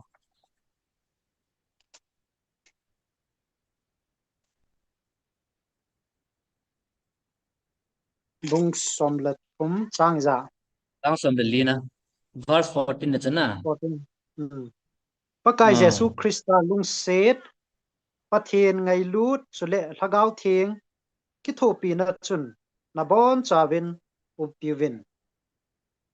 chila hi betting alen Trinitarian blessing ki so by theology ta ma chana Trinity pathin khat the bu na ki ti hen chi biwa betalai hoi ta belen sa ma chu pakai Yesu ngai lu na the grace of the Lord Jesus Christ ta chale na abana biham and the love of God is pathin milung se na koi pathin ai dem God the Father cho and abana che betkina the fellowship of the Holy Spirit hagau thin ki loi khonan thum je kisi sela ki min pha ka chale na za ai le hi yes chilai thum ki min ki chi sela ki min pha chu tu ala ya I hon tu ai thu khil na chen pi sem tiang ale ki tip na luya chu pa ki la hin ki tip na tha chu chapa ki la hin I ho khanga thagau thing khanga chu I ho khanga chu phiam thagau thia ki la hin hi chi ta san na pa phiam ti la origin na say hon ka ta san tai na he zong le chi ho yang ko dam ti tiang ale tha century lai ve la chu Sabiles ki tipa he na men thim pu thim ga wa ta san ma he thim wa ta san masang lai thim ga sorry thim ga ta san amma pa thu hil modalistic teaching ki tin che chu chu amma ain pu den tha century a chu masang lai Christian ho chun hi chi pathin khat se thuma mai thuma kila hita ki hil na pa cho civilianism teaching pa cho koi mana ni hil lo hin ai wanga 19th century la ya he revival na sata kha hal na khar hung lu na tu a he chi Pentecost ta san ki pa kho to UPC ati a se dinga UPC ta san na pa kho na chu na sata amhoin an chi pi an hil hang lewe chứ vậy tiếng là hỏi tay một thế chứ không tiếng là Bible là Christian lui hòn coi mà nó tạ sẵn lo hình Bible sang hòn à bạn tiếng là Protestant không lại không hết tại tao Christian không lại cũng sáng ni sung ai coi mà tạ sẵn nên này lo hình đi họ không tu nai cha hi hi chi nó sát tạ teaching bài hung chỉ ra hi hi chi hi vậy tiếng là Bible tới cái tục lo prove rằng tam tạ ôm hình rằng là rồi là ni đang đang lên xây biệt tạo tiếng này cái sẽ thấy chân su tan tê kịp ấy cái pam he zeng bro contribution hoi ta na hin bol ji in na sunga ke pa thu kan se koi na van na la nam oi pu rong hi camera battery khela boy na la hi tin ipi zong le chiba Trinity chung chang hi saiding tama tamen e kinil ho zong kinil sai thailo hi ven i jeng zong le tu nei hon theology build down he ipiha prophecy apat sa zong ung zawa hi in bible pumpi ki harmony dan trinity ki harmony dan hi neo khan highlight de bol wa hi in chule echewa azowa neo khan nine highlight pa chu ipiha babalin sang ki sa azong chun mi tam ta hi ta ven ichi mi tam ta hi ta wa chun ama ho hin ipia bol gu ta wa mi ti de van chung van amangin ichi in song sang ta sa amangin var su pa sa ding van chana sa do ding ti hi am ho lung nei to ta na hi ni to bang intention na nei ta je chun pathin ho hin intention wa di lo phat chun he chi ho hi yam ka kilo lo pa hi le the ta lo ding a hi atin ni je chu na hung ve vin Genesis bung som la khat chang gu na chu iwa na hi le hi chi ho hi hi chi mi te oi hi chi mi te ho hi khat a hi vin ati chu na hi chi mi te oi khat a hi vin a pau zong khat he ti chu ni chuwa azo ai sei pa i khat ti pa chu i khat cha hin ma na hin chuwa chu mi tam pi he ta vin ni chula chu mi sang sang som be mi pha mai thewe ta na ni chu mi sang som langa tam ho chu khat a hi ve ti ni chu pa chu in terms of unity as a hin numeric kala chu se ya hi le mathematics sa chu se ya le amo chu in terms of thousands song mai the in terms of 10,000 in terms of lakhs song mai the hi number la chu ai ba chu i khat ai teng le amo chu in terms of unity ai sim teng ba hi le mi tam ta jong chu khat ai ve na hi ya chu sei zui te ho jong chu ipi ha Pentecost pagau thinga dinga ataw ba chu amo chu khat hong hi ta ve na hi e chu khat hong hi na pa chu khat a hi in chuwai ga sei no mu chu Trinity ti pau pa pathin chapal pathin lagau thing pathin tiu chu in sei ma bangobin e chu ban atam chu arut wo chu i khat he mangin a hi e chu i khat ki ti pa chu in terms of unity thum jong chu khat na ki sei hi ti pa chu ga sei ho hi Muslim ho hian pathin thum na ne ve ti jeng obin ya chu yo Christianity to Muslim ho chi pidan hi atam zo hong ke bang tim danin ahong gu tai na ye chun tu a Trinity tia peng Protestant Christian atam zo ho jong he Trinity ti bang bai Trinity di ta hi lo hi ti jong chu ka ga sei no ben he ka camera hi battery ki chai ta in short thim ta in anjo pa na stream ki ball hi in pung ni pung thum la pa na ya za battery down ta in ai pila to hi anjo epija chi hung ki sei ham tia la Trinity chung chang thu hi ila ova ade mitam ta in azui dom jing movement na sata khat jing FDI mana thu phon hin hi cha ko na hu abul langa ko na hu pathin hi khat a hi in mi khat a hi in apa khanga apa ma hung ki khela cha hung hi a cha jawa hung ki khel kitna lagau thinga tua hi lagau thing khanga hin lagau thing min in hung vilo he ti ho save ai na Bible in a hil dan chu hi mong po na hi Bible ta san hi wa ta san cha hi wa Bible ta san wa le Bible na sei chu pi ham ti le mi thum hi pathin thum a ki ti poi khatlanin tang slip ma pathin thum ti jong le hi lo hi pathin thum a hi point mi thum a hi in amo chu pathin ta ki ko hi pathin ta ki ko ja chu apaung chu pathin hi a chaung chu pathin hi a lagau thiang chu pathin hi aji so they have the same attribute a hi now akila now amel put nu chano emezo si jo pathin hi na anei so ke je wa chu pathin a hi in mo chu pathin thum akiti point pathin khat kiti hi one of the reason Bible in pathin hi pidinga khat ta na ko ham khat ta na sai ham ti hele khat a hi na aji chu phem tele le sit na how religion ahung do apat na hi mihim cha pate pathin cha pate ta ki khenna hu ma jong hi wanui mi te ho chu mihim cha pate tin hong ke kovin mihim cha paten nujui chu wanui ho hin wanui ho chu a founder chu ko ham tile satan pa hi satan le anung jui ho wan til gelo ho ding wana who wants to be worshipped na holding ama holding bo ding chabai bo ding hindei pa a ko na chu wanui ho hung do hin he chu a ko na chu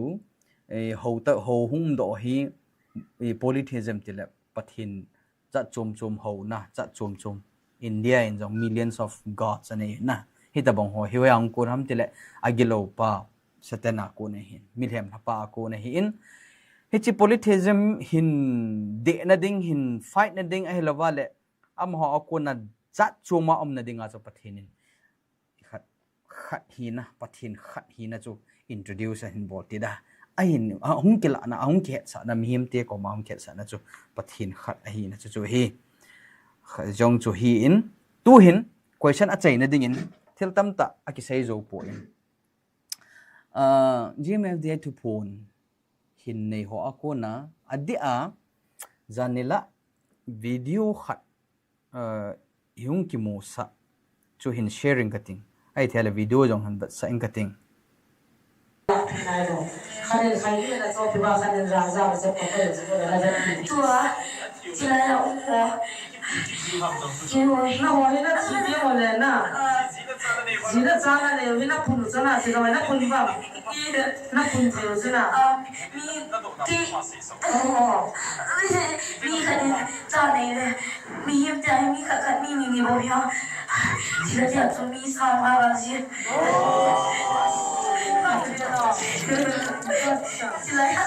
sila ya uma mi tu bi nu bi nu le ko ne nu pati ya he chu hi chalaya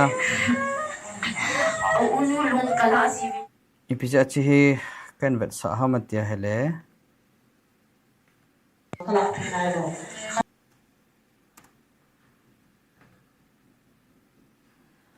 chalai video hi pi sem tia hele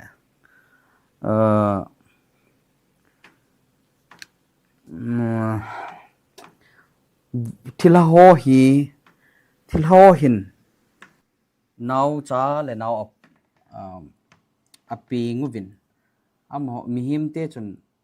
cha le now khat le ni nei hin thila ho wang chun sanga lang anei ji ve ti ho age za en he chi hi mi tam tan a zui dom doma ata san khat chu hi in hi ja chu evangelist ni koma ka do nom chu sei khom naw tin nang nia ko na ka hin do nom ma sat chu tham tena thila ho ati tinga le thila ki ti hi tu lai hon thila ai tiu hi bible a chu van til gilo ho satan le nung zui ho satan to hung ki no la ho chu van til gilo ho chu thila ki ti hi mi a thi nunga thila ki ti bible a sei mo mo pon hi chi hi ta san di lo ki ti le satan hep thla na hi mi him hi thi tinga le a tha po in a tha leng le po na hi chi thila ho hi ki cheng ji wang an zua jong first session a chun question hoi ta khan min mi him le thila ho ki cheng theyam ti ho jong min na aban ting le thila ho hin chal le naw sanga lang anei ji ve ti hi nang ni lunggel dan le bible dung zoya ipi sei thei na biblical account is it biblical to understand aji chu itia ka ichi bible ichi topic te ni in say ho hi ipi ja ka say I say ham one of the reason is aji khat chu pham tele gmf dia thu phung khu ipan sat naw bula pan ine pan sat na jingo ju khu pathina ko nei poi pathina ko na hi lo na aki phat chet na hi chi bible ni piti sem nang ni don but na bol hano evangelist jang boy hin don but masan lang adi ta chu satan character pai hiat masan ngai na pathinin satan hi si mai pone satan ki ti chu azo pa hem la pa ti ha tina hin slender a hin hi ja chu pathinin satan ho hi ko yo hamit ya hi le bantil mama hi vin na vantil mama hi vin vana bantil ho chu hop thuma hom hop kan hung khil ho cha hi ve ichi leisi na hi ama wa hin ichi apalo hi phanu ba chu satan ni ye leisi na satan ho hi van origin mama hi he diu chu a hi ba nga ama wa hi ipiha outcast akipei do ong hi ta ve nei ichi a chu vana character a hi naw pathin a sim naw chu ki bang jing jing ai na hi kaga sainom na chu angel ho hi vantil ho hi bible chu achang chu lai ta angels vantil ho he ki cheng pu ve vantil ho hi adi ta chu sex nei lo hi ben no mei jong hi lo pasal jong hi lo hi ben he ya chu sexless a hi ben ichi vantil ho hi Matthew 22 verse 30 है जा hin sim do vo bro Matthew 22 sexless anu jong hello apa jong hello me jong hello pasal jong hello pat hinim progenitor ichu achipung dinga si ma hi pu in pat hinim reproduce boarding a hi van til designable lo hi ama mechanism lo hi ama sapena he diga chapya mitila Bible and satani zopa he din na father of lies mi zopa zo si kondo na pa he din he acho satan hin thila bol di tingal he number 1 acho mi he te satan chu nam imasang wa honga e hogial tabanga cha akito aluto ba tabanga bihal had ne di hung leng le dinga ingai to hin abang tila satan chu pham ni tingal Bible ni bet tingal Ezekiel 27 Isaiah 14 okhe betingal tabong ham betingal amial hoi heti cho Bible satan pa mi mial hoi ta akiziam nong to sana ki jem heti e ho mu da na ngai to da na wang cho thimleng lung jing ti zat om ma om agungin ngin tabangai mu hichi tabong nga hi satan hi ki lep hin na abang ti la tu lai Christian tam ta long tim sunga cho satan chi itabanga um tingale satan hi lesit bawa lo me dir sunga mai ko cho satan hi me dir sunga mong na mang su pite ho me dir chu satan la vantil ho da ki simi za ai wanga tu ni chana he lesina satan hi active cho me dir la satan lo he ti hi het dio hen ke mai za lai chin was a point me dir satan chu me dir la vai hom da na sei do jin i chon sei na tamal satan i zet tam di te da na sei do jin na hi tai sai lo hen ai ban le ho if you wala satan in chala naw ni te tai ta san ham tingal ho ti ta san na ka phem der satan cho hayam ham si naw e lam e si laum ding na ai lo le ko pru dunga am ding ai lo le ha hoi le ham mong pung dunga am ding ta san na ne he aban til ho gyal dana satan jong hi lung thim bai gyal dan wa satan ki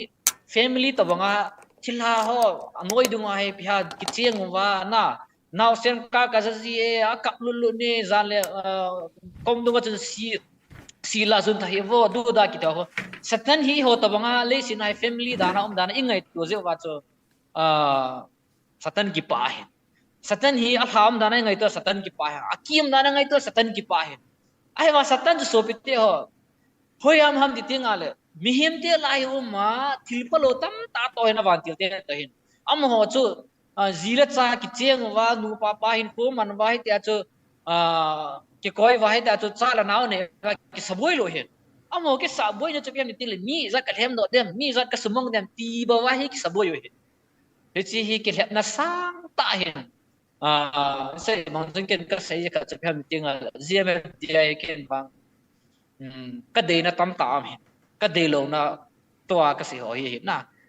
sa gen thấy cái thu pin ho ai lo le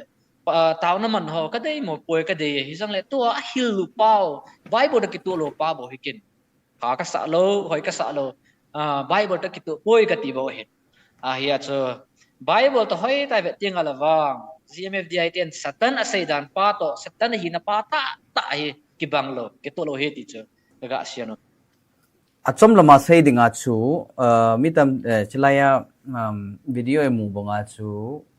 hong ke phong ho GMFDI lagao hong ke phong ho khon thila ho chun thila ho hi sanga lang khat bai ne a cha nei ji hatel mitam ta chun anung angai ho chun a housing ovin ata sanvin na a housing ovin o ti vin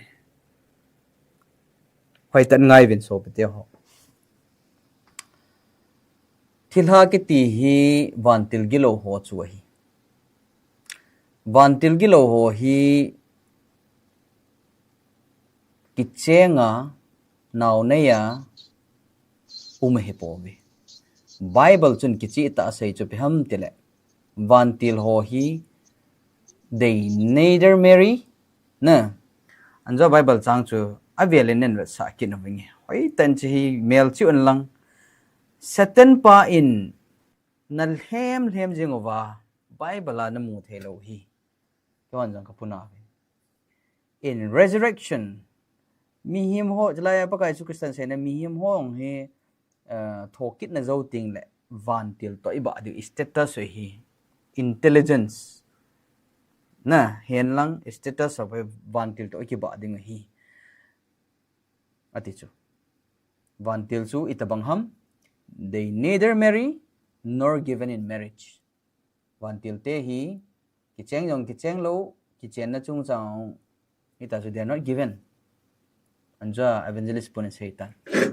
ita hen nu thang do la oma amdan chu I ho mi him dungela chana cha nei thei da na I ge lo chilaya thila hung ke phong nunga chapang nu chonga hung ke phong no chen sanga lang chan khat ve nen ka ne atil bo na ta san jing o so ige to hela it's very dangerous satan pana thanga dola na ke chip naw he tai ti hi ka sei pi no ma be ti zat ta khat chu hi in aban ting le khat ka sei be nom chu van til gilo thila ho to hin mi him ke cheng the hem ai thei poi pathen ni jong a phal loading van dan in no phal lo hi ai le lhagau til lhagau ti ben mi hing mi al lhagau chom be khat ama tabang ji nei thei cha nei thei kho he thei in ngei tu jing kevin avela ka sai kit ding hi bible ni tabang chuna hil poi mi thi chu hlan kho a ki chol hlan kho a lum na kho hello memory lo in ko jong geldo talo thila sanga jong hetalo hi athi chu athi hin hlan kho a ki chol hi be ti chu avelin ka sei no min anjo session ma sa chung ka sei ta bin ke chong loi ho ka hin so pi hon gu chong loi ten kin nei le gu je te te ye na ni no na hung vil we ti ho a sei ji bin hi cho jong hi pathin ta san ka hi ta ja he ka pom lo ka ta san lo he tai aji chu satan thu hil jong hi na ta san chana akilo na ding na ta san the ne dinga thil tam ta hin bol ding hi chen hoi tan ngai kit na velang kan sai kit ding satan pan mi al hep tinga na ta san chana hi akilom lom ding na ta san the ne dinga nam mit na namu na za ho confirm ama in jong thlep than the dinga hi miracles za chum chum ma bol ding a bol che ding na ta san thu che na dinga aman jong bol mo ke dang zat a bol che ding nang man na ta san chana chu na thu che ding na man tha ding azon na thi na thut ding hi chu he satan na to hep na ki ti chu a kiom khat hum ma ai lo le zo hung sei di he point a thudi a kilom ho hung sei ding he chu ita san the na ta san the na dinga chu miracles tam ta a kilom lom an bol ding nge chu hi hep ha na ki ti chu hi ja chu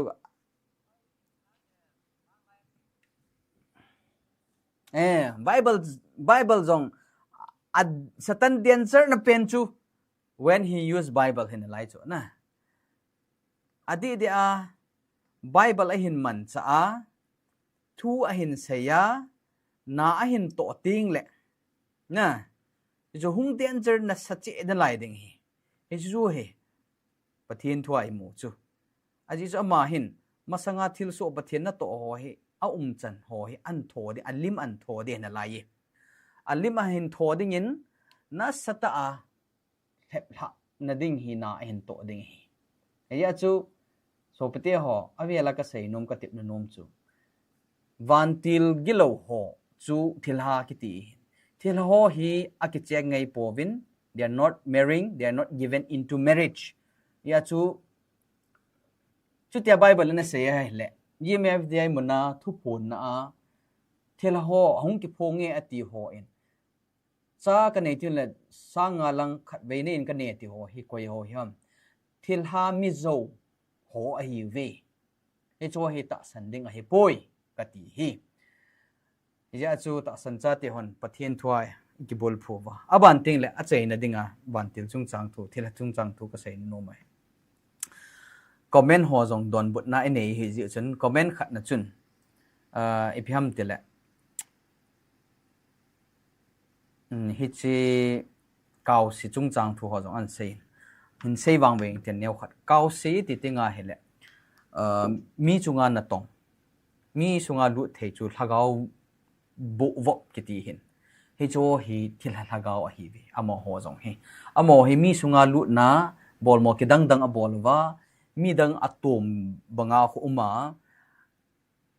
mi khatna lut na mi khat langa lung lang khatna ong lut na lang khatna ong lut na ato hi satan ki chip na satan na to chi chu hi khlep thla na mi su gan theina mi he so sa ding ai thela tha ding hin lai hi chan ge chu hi in tu nia hi pathian thu a ki tulut natin a strategy kan sei pi din he be he tabang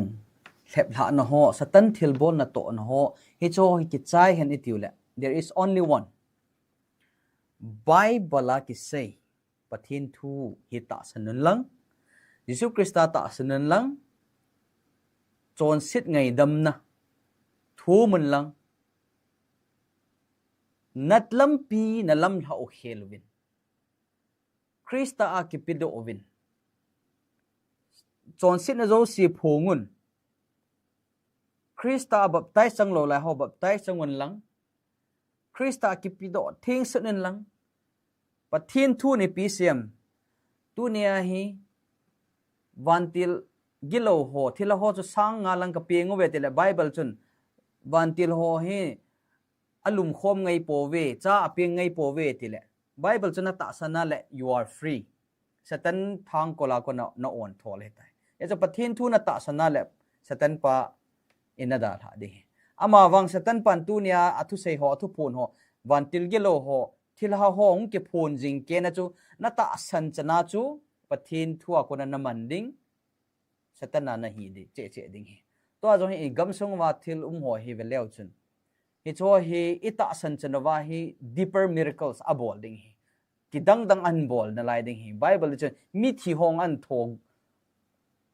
thei na lim tho ata hello na mi thi ta tho hello ve aliman tho din na lai chu hi chan gei chu hi satan pa ki chip thu na thei chu hai jong la pathin omin pathin limit a koi pi hi satan pa ki chip na jong hi ya chu pathin thu tu nia na ta sana hi chilang ho chu i tabang ni akilom le akidang so jong le chu na koi ha pathin thu in little plain het belam ta na thu chang ki ji ho bei che khen ho hi ima hilowinum jong le ta san la chun pathin thu hi hat ta hi hi chin na ta sana le hi chwa ko chin na on thol ding hi tu nia jong khat la ni jong sein as amo seong adi na kapom na omin aji chu igam sung wa hi chi ho thil ho so chana hi mi tum thil ha lut khangdong ngo sunga satan ki chep na hoi tam che ding hi aji chu e hon we seek the counsel of the devil thil ha thumop na ikipi lut ta ji wa chu ama in bol mo kedang akilom lom tam ta nui zat ta jong thil tam ta so tan hi cho hi po nat a umin he tu hin hi chan chun comment ho choi nga ta deutin tu nia live streamer hung zawa comment khat la ni ho hi don but the ma la hin dot bun tin nang nin jong nam mu the na le ve thon nen lang jalai hi hin vet sa ingkate comment jong hi question wang cho po in alung gelo mo sei jinga tot nup na ham bi ham hin ho pi jeng omin ai pi hi le hi chan chung hi mei ten adang hi chilaya hin khat la ni in pan na begin na ta san lo le ga chivin ti ngana hi in ichi hi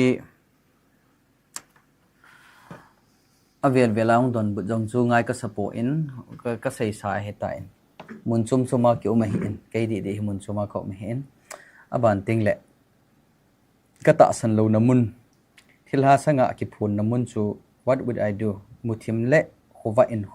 chana nei khom thei lo banga chu pathin le satan in jong chana nei khom thei po in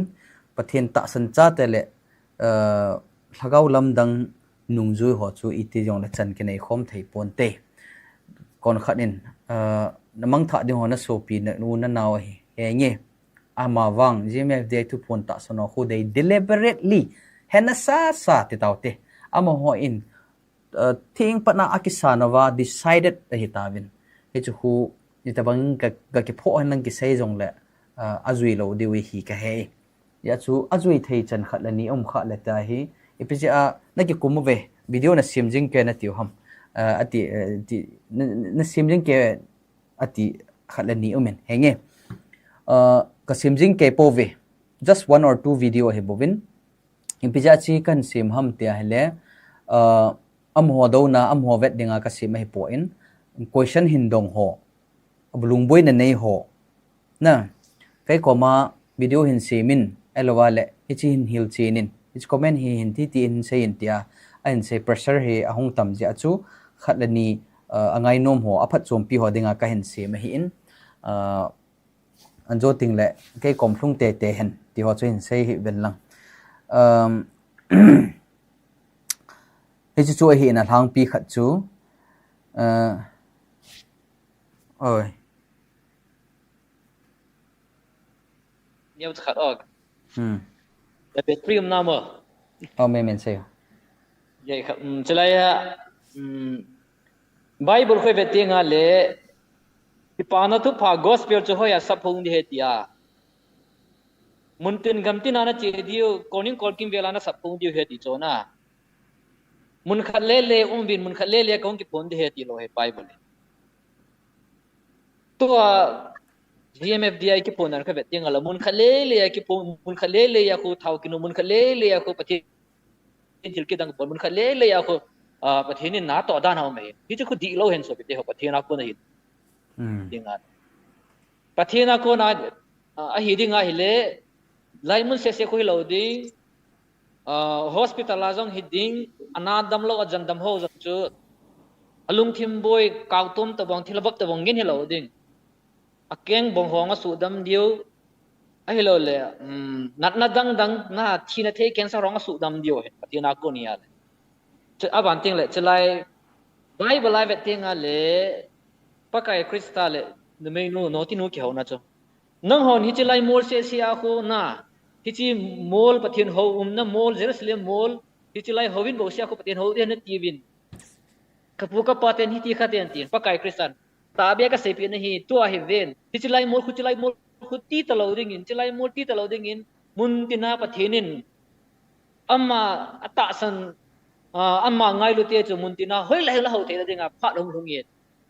tua ai ho na ni bet tinga le hen mun khat lai se chilai bo ki ti pa he pathina ko nei poi pathinin mun khat lai se sel hen tum na pathinin mi hem te avun ham atisan ham ba hilo le asi ham khana than loi tai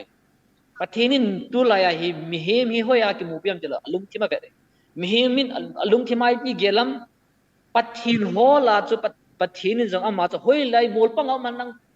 kangpo pi lang man lang ai lo nagaland na mena hi lo le mizoram man hoi lam la pathinin aki mu pi mo lo hi chilai le khuchilai le ti hi thildi lo hi pathinin ama ki phone na dinga mun thing lai ai lo ama ki phone na dinga mi hi ma man tu lai khang nu nga da athan tum ti loi tai so pteo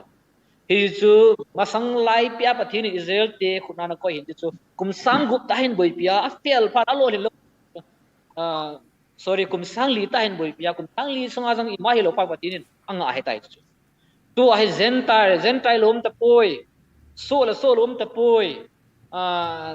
mi amma ko hi jong le ama ta san do seding a to hin na chu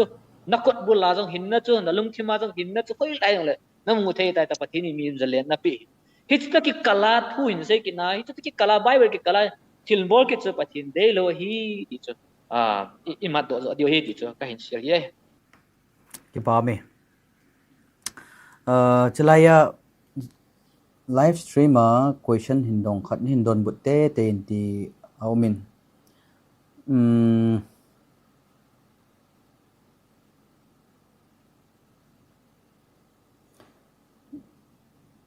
enter channel name kiti hi amin po in ma hen a question do hi gam tin hi in lung hoi japan don bud de ha tambe se jingin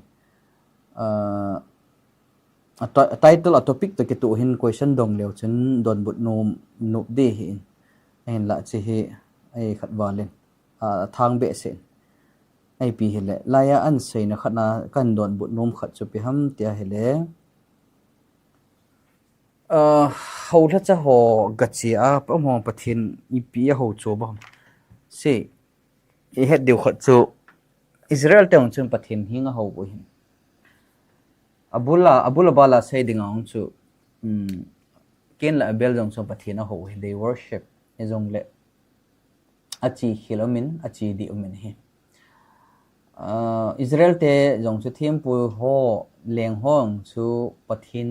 lung to umin pathin lung to lo cha tam zo hi kin hi abane thiam pu ya thiam gau hi ya thiam gau thlem jong tam ta thiam gau thlem cho khat le ni bo ani hi kin ji ya he thil hi ibada hele just because abula adi ida na ambanga hi ale langa adi lawa ki chai jong tam ta min bible ho hi ibat na hele na ji chun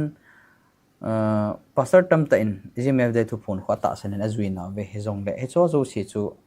adi la ata he chu amon azui mana gadi aga ta chom ding a hi po in amo jong mi hi ma hin hep thla theo hi khatlani in jong pastor ko khatlani in jong kedang ta khat ka tu khit ka mu kit khat chu bi ham tele online na sata GMFDI healing ministry a hin show thilha ano do ding ko na a ki ho pi wa khun ki ho pi ding jong a hinai sai po in bible in jong hiti chana hil nai sai po in bowling la lom jong hinai sai po in e jong la abol ven a ki ho pi na wa khun mi min jong apan kit lai na pastor min jong apan kit lai ven thilha hong ki phung khun ama chun hi ti tin ama chun hi tin a bolin ama chun hi tin ve tang he's accuser pakai la sa ho chu amit mo na jong ko mai thei satan pan jong ga mu kha ong mai ga hi mai thei na ai ma ama wang ka sei nom chu phem bile amo chu ta san ding ham ka ta san ding a hi poi na ama pastor pa cho hi tin ma pastor pa cho hi tin a gelin no thilha cho aki phung cho thila thu sei cho chu ipiti nampi hobung mi in na ta san the ham chu chme ka dat ma chu thilha na ta san ding ham pathin thu na ta san ding ham na e cho hi ina sei da mai tang ka tin anom thei hin ai pi hele ka sei nom chu thilha hi na pathin thagau yong he po in thilha ti tingal van til gilo hoi am ho chun they are accuser they are liars jo say mi he se na mi chon sit sim mi mit mona miel chi jing ke a hiven ama wang pakai pathin krista wang chu chon sit na ngai dam na chon sit na ngai dam pathin mi happy ngai lut na dim set pathin a hin ama chu e ho dung ham a thu a imu pathin thu a ngai lut happy lung sit na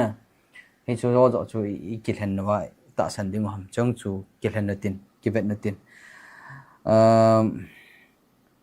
so pi sam hang sen jong hin comment ha bolen ap hele ichan ham khat chu in sei ta ven hong saw wal ta in pung ni lang hong leng ta in ap hele gmf fdi tu phone chung chang ki semna video ho comment ho hi reply ki bol dham khati he tam ta ki bol zo phone alang pian ni la thuma ki bol manin a hin ve ho zo se pathen pathen bu vintin na sata in hi chi stream hi ki bol hi vel ni lang vel thum lang crash a hitai na ichana stream hi dan di ham ka hepo in ip hele til ki bol ho he ki pa lo he ti chu he ding hetin ti stream bol so cha aboi tam ta amin ip hele chan chung hi metin so pakai la chaten evangelist ten in na sei no ma le hin sei hlonin lang khum kha na dingin nga thế te cái báo mẹ hết chẳng tâm tí xây đâu chứ báo rộng sao phải na Katante. ai le he nghe sau mà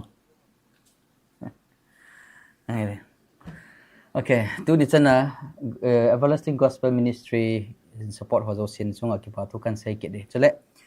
super chat hin thot sopi GS official zong na sunga ki pa tu kan sei pathin pat thein bu intin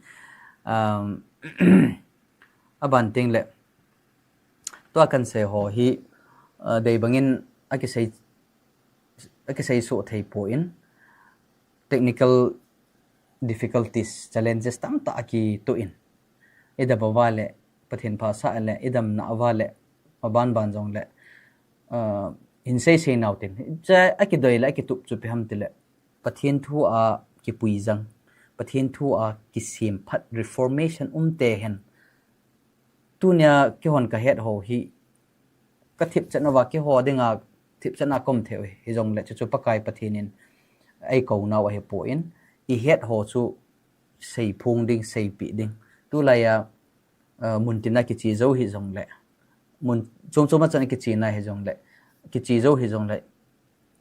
social media YouTube platform ho online platform ho mangcha pathin thung ke se ho hi it's a great privilege a hi in opportunity phata ta kim ho hi pathin ka thang va in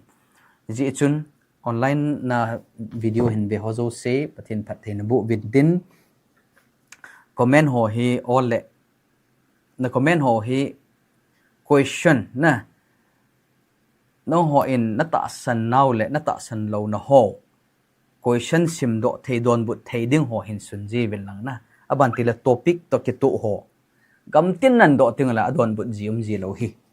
ama wang mi mala nei ho pi nom wa le ka phone number khat pen hin koi wang ve ing ka ting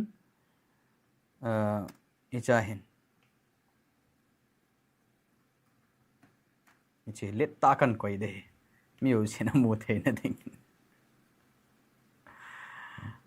okay ya koi dio ha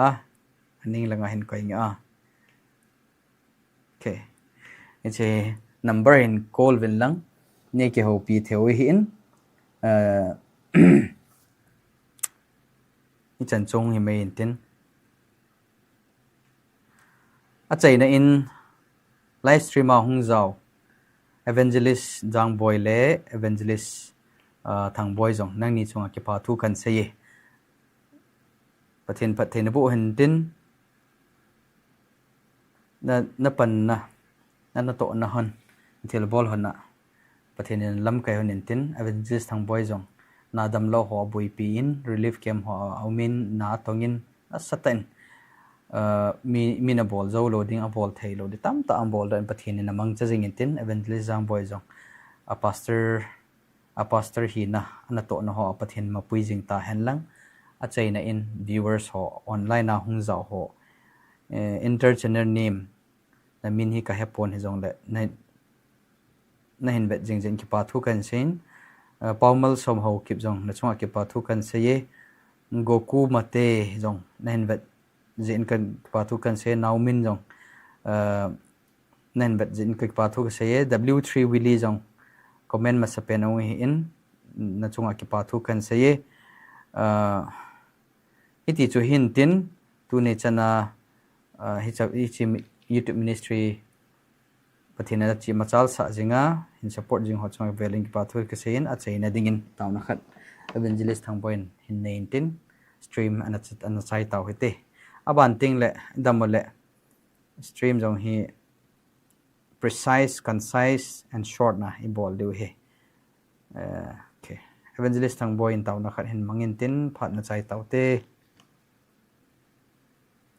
lo tam lo tan te nangin na bol ka jing mang jengo king kan bol dam hey tipan okay all right taw na mong ate pakai hat chung nung pen hingjing pathin nang ma ka ho jing thei naw le nang ma ngai lut na ka chan thei jing naw hi pakai su krista phat na le thil bol thei wang a hi i chun ke mo phat na le hoi na ima ampui ka bol theu jang ma cha ampui ka pakai su krista za la hi jin na chapadai ta ilo helane in sol pi wa ke ho dinga tu ne chan ge along lova panjing jin hallelujah na min lo pi ka thang ba e nang ma thu te ha kuna nang ma hi na hol do the wa ka mu the wa ni tu ne nu nga zong chat chom chom thep thla na le patep na te ho su gen the na the su long le the na lep na hui pi tam tam zong le pakai ka din dat the naw nang ma ta san na ka nei the naw lagau theng pin la pan pi na ka chan the naw chule ka din dat the naw na hin na thu bible nei pi ji ben hallelujah na min ka thang wa ki ne ba nui tam pi in nup sa na hello le lam dang dang thumop hello wa le lam dang dang thil dang dang hol the na lung lut na thanop na nei zong le nang ma na hin na thu ki bul phu the nei koi ji bin hallelujah na min lo bi ka thang ba e chon si ka hi ve ka chon sit naw nei ngai da min krista ti san nei sop thingun nei tom zalin ka chon sit na te ho ni sol an lhum gamlat ba nei gamlat sa un pa nang ma chon phat na chen nei vanun lang na hin na thua ki bul phu na ko nai satan gal ka zo the ne divin gal zo na nei pita win ke ha ma cha ampoi krista gal zo na ka hin thome nei krista chon phat na ka hin thome nei vanubin pakai tu ne phat cham cha ka ki man cha na sungowa ka sei do ho mi him kam la lei ki pe lo je a ka sei khil te ho alo ka gel khelawa ka sei khil ho nei ngai da man mawang nang na thu ta ki to a ka sei do hin na the ka sei do ho zo se angai ho zo se la ke ho ading in phat theni bo pi in tin pakai su kristam ni ka tawe amen so bite ho ka ki pa me chan chan hin ve ho zo si tu nia ding in hi chan chu hin tin pathenin nang len in sung mi te dam na pi chi taw hen ibon chan dam sel taw he te mang pha